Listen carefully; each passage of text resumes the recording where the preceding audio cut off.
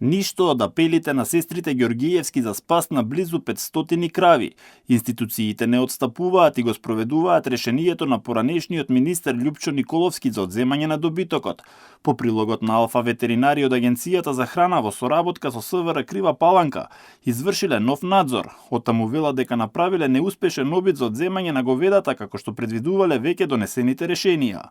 Како и во неколкуте обиди за одземање на животните досега, собствениците на говедата од трите одгледувалишта, денес и едно непознато лице ги спречиле официјалните ветеринари и полициските службеници во спроведувањето на вонредниот инспекцијски надзор, растерувајќи ги десетината говеда кои се наоѓале во близина на една од шталите, со што е оневозможено нивното идентификување и проверка на здравствениот статус, а со тоа и спроведувањето на решенијата за одземање. Постапката за одземање на животните ќе продолжи.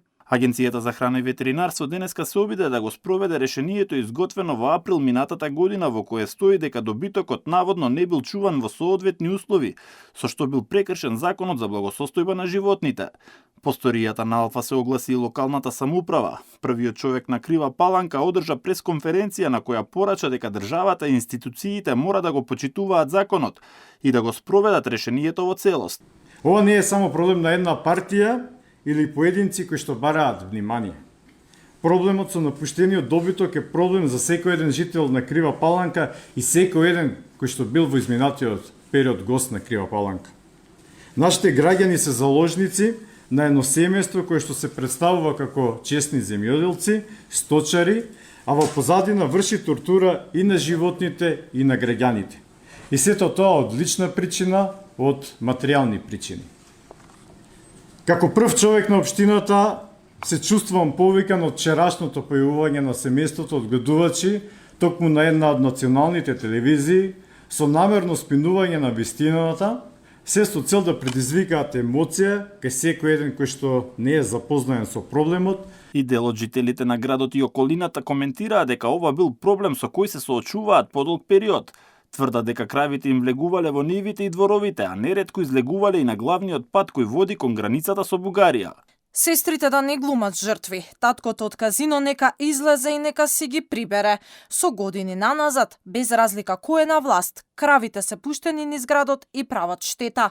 Најмногу страдаат животните бидејќи слободно шетаат, барајќи храна и за солниште, а штетата што секојдневно ја прават, никој не ја надоместува. А да ги прашаш каде се кравите насекаде по улиците во градот, по селата, прават штети на народот. И јас сум од истото село. Не постои никаква штала. Говедата талкаат насекаде. Додека локалните жители се жалат дека стадото им правело штети, собственичките, трите сестри велат дека им се врзани рацете зашто со решение добитокот формално веќе не е нивна собственост. Јулијана, Андријана и Јана Марија објаснуваа дека буквално преку ноќ дознале дека кравите веќе не се нивни, односно дека има решение со кое им се одземени. Ова се случило кога одлучиле да продадат дел од стадото и отишле во ветеринарна станица да ги земат потребните потврди. Тогаш почнавме да одиме од институција на институција и да прашуваме што се случило, кај се нашите животни за кои ние се грижиме во тој период, а не се наши. Отидовме во Агенцијата за храна и ветеринарство, таму ни кажа, ни го дадоа решението, кога прочитавме тоа беше шок. Решението е донесено на 27.4.2024, тоа се 10 дена пред избори, 2 недели пред избори. Љупчо, за да се одмазди, бидејќи ние не подклекнавме на неговите закани, го донел тоа решение. Сестрите остануваат на ставот дека се жртви на политички реваншизам од поранешниот функционер, зашто тие отворено ја поддржувале другата политичка опција. Семејството Ѓоргиеви вели дека и да сакаат не може да ги продадат кравите кои на хартија не се нивни, а станува збор за големо стадо кое вреди неколку стотици илјади евра. Велат дека бараат правда и помош од институциите за да ја спасат собствената екзистенција.